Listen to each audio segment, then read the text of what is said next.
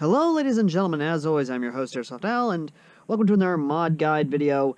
We have, of course, the AGM M14 here. Now, for those of you who may have not seen the review or not, the AGM M14 is a spring-powered, in essence, a straight pullback sniper rifle, or just a straight bolt rifle. Literally, you just pull this back here, pulls back the plunger tube here, loads in a magazine, and then it has a hop-up, which is very much so the same style of hop-up you would see on any other M14 AEG. I have seen ones, however, if you do pull a bolt back, it has one up here. Again, there are different models of M14s, but the big thing, though, is that, like I said, this is all spring power, this is all spring-based. That's more or less what it is, and I am very much so curious about what we can do to upgrade this, because I have done a mod guide on this before, but that was like an old mod guide from back in the day, not very much so of the new style I have now, but more or less. The thing here, the flash hider, that was held in by a small pin, and that flash hider now has been painted. It has been painted, it has been done good. It does still have a little bit of orange on the inside, but not as bright as it was before, because this was a blazing orange tip that I just was not going to be happy for. Now, what I would love to see is if someone creates a thread adapter for this, because literally all it is a single channel right here and just a pin right here. So I could just literally put this on and then repin in place, but that is neither here nor there. We're going to just open this up. Before we do, another thing about the AGM M14 is that it does not have a brown body or a wood body. I'm not a very good wood artist. I know my friend Ben is probably going to lose his shit in the comment section or comment to me saying, hey, what the hell? You should have sent it to me. I would have done good for you. So here's the body now. This is the M14 body. It's been painted brown. It has the rubber butt plate here still, butt pad here still. It has the rail, which is now loose because the screw did not want to go in at the straight angle. So there's that little bit of hoo-ha, but it's not going to come out. It's actually in there, but it's just yeah, it's wobbly now, very wobbly. All right, enough gabbing. Let's get this thing apart.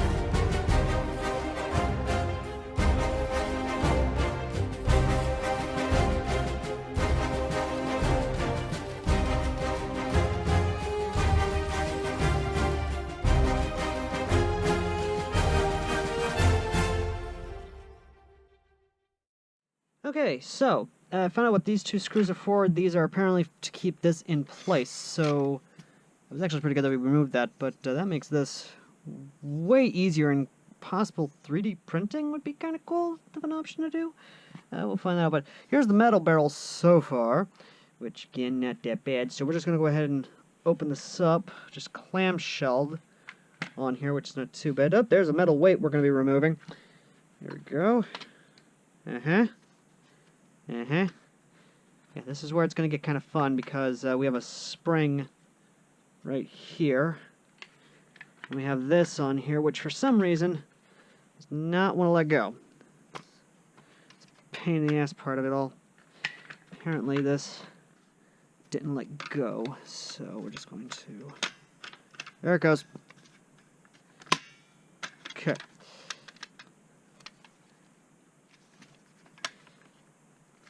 Oh, come on, you little bastards.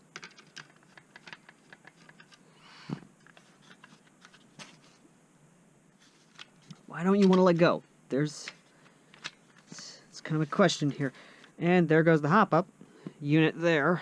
So I'm going to grab this, see what's going on here, because... Is that damn screw? It's that damn screw. Okay.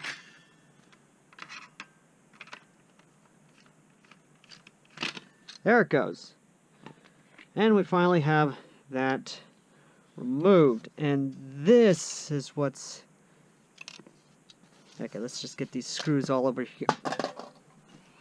And the sight unit over here, which is more or less just... Yeah, that's what that is. That's what that is. There. But here's the entire unit itself, and we have a spring that came off something. I don't know where that spring came off of. We'll probably find out soon enough. But here's the mock dust bolt thing. The charging handle itself is actually where all the good stuff comes into play because... And there goes another damn screw. Because, more or less, the charging handle is one big metal chunk, more or less. So, this screw right here is where all this stuff is, but we're going to remove a lot of these weights because we do not need these weights at all for me. Me personally, I'm not really a big weight guy, so the lighter I can make the rifle, the better for me. So making this a little lighter is definitely going to be helpful, and I can melt these down depending on if this is any good kind of metal, or if this is any kind of lead that can be turned to bullets. I'm probably just going to melt these rods down to bullets, which, we do that down here. We even melt them down to make musket bullets. Or musket ball, whichever one you want to go with. But either way, though, there's a lot of lube in here, so that's a good sign. Or depending on what kind of lube they use, it's probably a bad sign. But either way, though, more or less just... That's how it is. I might lube up the track a bit for more ease of operation, give or take. But send that off to the side, because that's not what we're worrying about. This is what we're worrying about. We have a spring here, which is a... large spring in of itself. We have the... Yeah, which again, a little doobie, because there's another thing right up here. I don't know if you guys can see that, like right there above it, to where this seems like it wants to go in there, but it's obviously meant to go here, so... well, thanks. Either way, that we have a safety...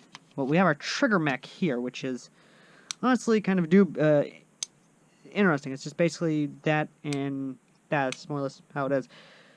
But, moving on from that, we come to the main attraction of this, which is more or less the metal barrel, which is right here, all for the world to see. It is a metal barrel, and the hop-up unit, which is what we want to concentrate on. But before we do that, let's safely undo the spring, which, again, is going to be... So, just trying to attempting to alleviate pressure off that, because if we can do it like this, I'm going to pull the plunger out and just, there we go at it from the front end, and here we have the AEG style hop up front. That is something I didn't expect. That is kind of cool, actually, and putting it back in there, that's honestly really nice. That is actually kind of nice. I might put some Teflon around there to help better a seal. Maybe. I'm not 100% on that. I might. I don't know. I just... But that's being stopped right there at that point. Or no? No, it's actually stopping at the base. But more or less. Moving the spring itself, which is a somewhat stout spring, I want to say, but not too much. And that ain't being moved. That's not being removed at all. So that's... But moving the hop-up unit itself, which with ease. And this is it. This is the hop-up unit, which answers a lot of questions. It really does. So, I'm going to see if I can't... I'm going to see what I can do with this, because if I can attempt to... Because this is basically a M14 hop-up in a weird way. I know that seems weird, but yeah, this is essentially what this is an M14 hop-up, but I'm going to see if I can't... And that was held in there with just tape. That's... Okay. Okay, there's that. Let's see if we can't get the hop-up unit itself out, or at least attempt to get the hop-up unit out. There we go. And just do that.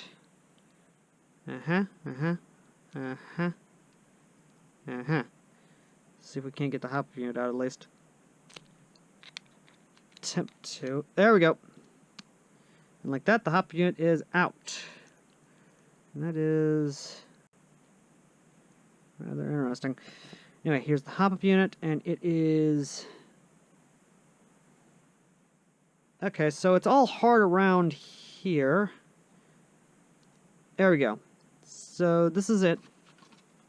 I get it. Okay, so this is how the barrel is designed, and it's kind of lazy in my opinion. This is just slid on here to that point where it's supposed to be held in place, and the hop-up comes down here. This is where the hop-up rubber is. This is the hop-up rubber, which has decent little points on there, I'm not gonna lie, but if I put a redneck flat hop on that, that is actually going to probably improve what's going on. But again, I'm a little bit disappointed in the way this barrel is designed. I mean, don't get me wrong, it's better than what it was beforehand, but it's still a little disappointing. But so we're going to definitely redneck flat hop this bitch, or at least see how we can redneck flat hop this bitch.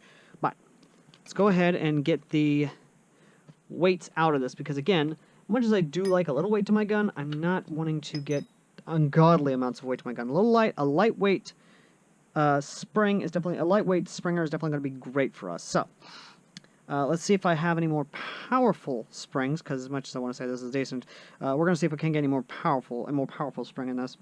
Okay, so I've got some springs here, which this one is a full AEG spring, which is probably going to give me a better option, which it is same diameter as this spring, so that's actually pretty cool. Here's a cut-down version of another spring. I believe this came from the Elite Force CQB M4, but either way, though, here is the one spring here. That's not bad, at least. A little bit, again, a little short, but we'll see what we can get.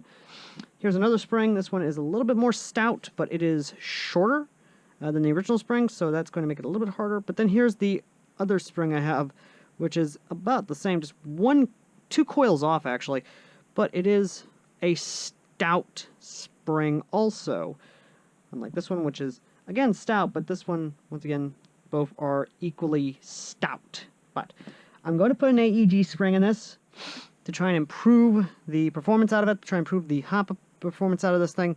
So we're going to put it in this way, at least. So we're going to put that in, which does fit. Again, it does fit an AEG spring, just one of those things. But anyway, though, so we're going to throw that on here. There we go. See if it does. Again, very happy that it does that, and I'm really happy that it is allowing it to cycle, more or less. But the way I'm going to be doing the redneck flat hop on this is that I'm going to more or less just remove the pin out of this, which shouldn't be too hard. It really shouldn't be. So we'll just take this here and remove the pin out of this. There we go.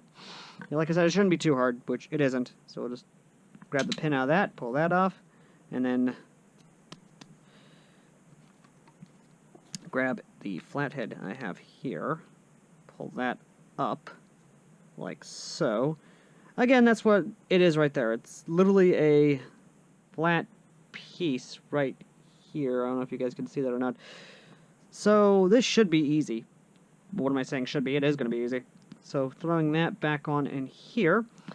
Let's see. So it just came down that part right there. So it should be easier just to cut up a little rubber band and pop it on there to actually improve it just a little bit more, because a more flatter surface instead of what we have here is going to drastically improve any sort of performance. So I'm just going to cut up a little bit of a rubber band, put it on there, and then we are going to be in business. Okay, so I have the bit of rubber band here, which, again, basic redneck flat hop is you take a rubber band, you cut down the piece you want to be fitted into it, which, if this... Yeah, that's just a smidge too much, so I'm just going to cut off just a little bit there. There we go. And then just try and fit it in there. That's still a bit, that's still a smidge too much, so we're just going to, there we go, just trim that up just a little bit. Just a smidge. There we go. Get my flathead here. Guide her in, and voila, we have a redneck flat hop, ladies and gentlemen. And like I said, all we gotta do is just take the piece that it was on and just slide it back on there.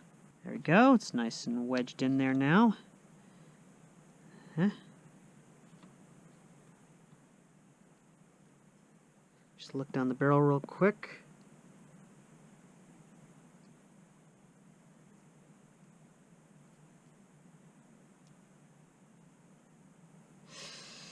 Is it not?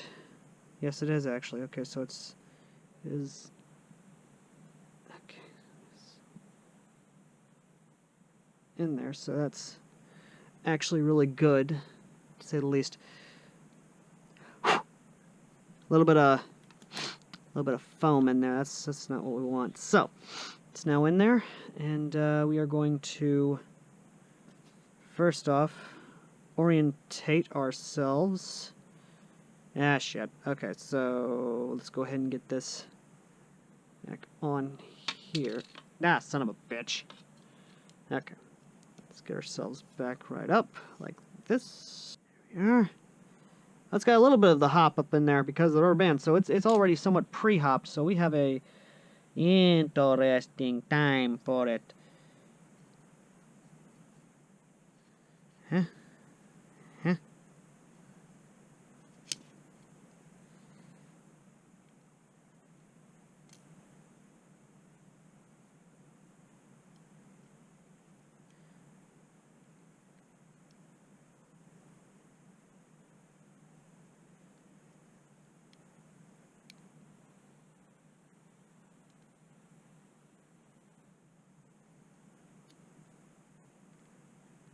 There we go. And now that is in there, we just put it all back together. Son of a bitch. Son of a bitch.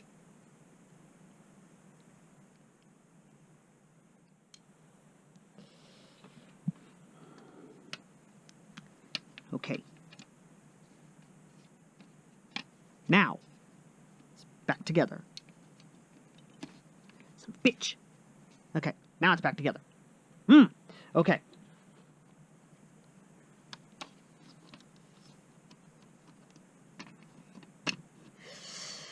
Okay.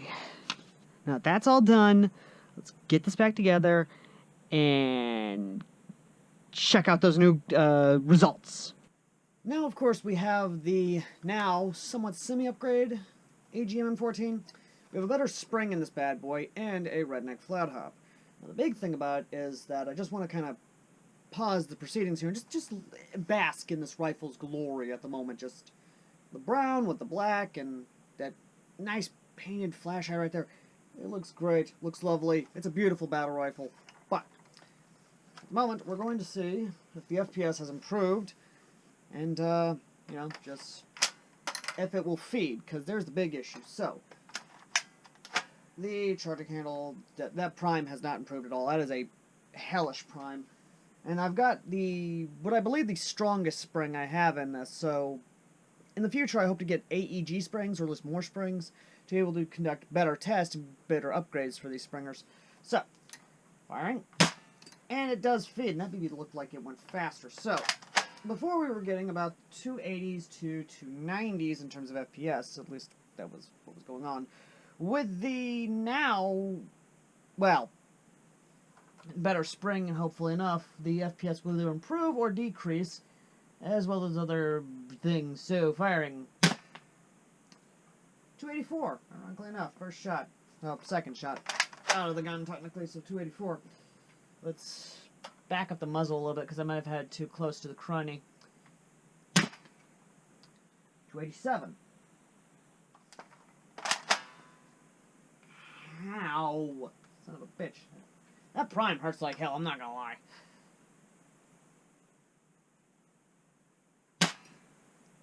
280. So now, with the things improved with it, it is getting about the 280 FPS mark. So we've somewhat locked it down to just 280s. Now, this could be a number of reasons. We saw the barrel in this not exactly having the best seals, considering it's just a pop-in. So, if I was to put plumber's tape around the area which supposedly locks it in, we could get better FPS readings from that. However, the hop unit itself, if one was the 3D print one, because it's a self-contained unit, if one was to 3D print a new hop-up unit to be able to work in this AGM M14, then that could work out a hell of a lot better than what we actually see, and be able to use AEG barrels. That is a issue that I am surprised no one has taken into consideration, considering that this is technically a AEG body if we really wanted to go there. But again, one of those things. Either way, though, let's take it outside, see if the, well, with the now somewhat improved hop-up, if this thing will actually work better in terms of the BBs, and whether or not this thing will actually shoot straight and actually hit the range it's supposed to do. Let's go find out, shall we?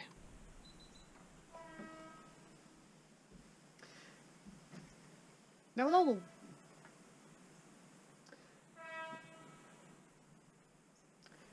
Now with all the weights removed out of the gun itself, it actually is a rather light rifle. And even with the run cam on it, it's not that heavy. And I am pleasantly surprised by that. Although I will say that this does not look good at all on this. I will probably never run this rail system unless I actually want to run optics or something on this. But most of all, I'll probably just run it bare bones and have the run cam itself right here on the end of the muzzle or somewhere in the back here working something out. But either way, though, in terms of it being light and maneuverable, it is light and maneuverable. Although I can't see diddly dick with the, yeah, in front of the side block. But with the hop up in its first position, we are going to more or less see what this does. So, without adjusting the hop up whatsoever, let's see what she does straight distance wise, shall we? Why am I trying to aim iron sights? I'll just use the run. I'll just go by eye. That was horrible. Adjusting the hop up.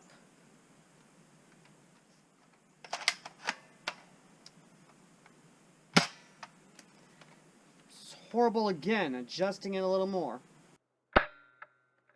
Dear sweet Jesus. Okay. Wait, am I adjusting it the right way? No, I'm not. I'm not adjusting it the right way. Son of a fucking whore. Okay. Now let's try again. I was adjusting it this way instead of that way. It just hit the barn. I think I got the right hop up adjusted for it. Okay, just adjust it just a little bit more.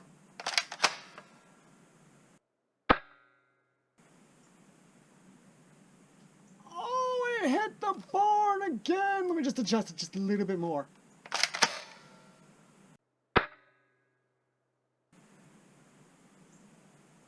There she goes!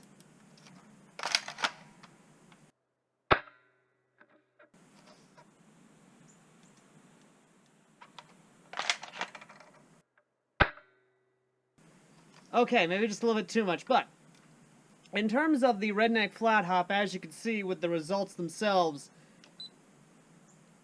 yeah, no, this thing actually is now hitting better and straighter than it was. Straighter? Straightened? Straightest? Straight arrow? More or less, it's now flying at a laser beam pace, but these are .2 BBs, not .25s. I will be using .25s, hopefully, at a game with this little number right here. I'm hoping, mind you. But we'll have to wait and see. Either way, though, what can this be done with, though? What am I going to do in the future with it? Well, number one, I'm going to try and get a better fucking spring in this. I definitely want to get probably an M120 in this thing, or maybe higher frequency spring in this. Yes, it's going to be a fucking nightmare to pull the bolt on, because already it hurts like hell to pull it out, and it's inconvenient as fuck. The other thing is maybe talk to some friends of mine in the 3D printing community and try and 3D print a actual, like, hop-up unit to go in this. That way I can actually run AEG barrels out of this, because this right here is the perfect platform for a sleeper sniper, especially for those in the 3D printing community. The magazines themselves are good, yes, but designing magazines to be like mid-caps and not these clamshell style ones, actually solid magazines, which we have seen with the Crossman, Double Eagle, or the other SOCOM style M14 Springers that actually have solid magazines, but they're not like AEG designed magazines like these right here. Or at least semi-AEG, I mean, you get what I'm trying to say. More or less, though, what I'm trying to say, folks, is that this is good now. It'll be better when I finally get a better spring in this thing. Maybe a 400 FPS spring in this. But, either way, though, if you want to help out with that and more, consider donating to our PayPal down below. It's folks like you, like Coolhead1 and, of course, Primark, that actually made getting this and working on this and the many other recent projects possible. And we couldn't have done it without their support. So if you want to help out with the channel, consider donating to the PayPal down below. And if you want to come join me and many others, including our PayPal contributors, in the Discord, link down below. And that's about it, ladies and gentlemen. As always, I've been Airsoft Al, and I'll see you lovely people in the next video. Till next time, later.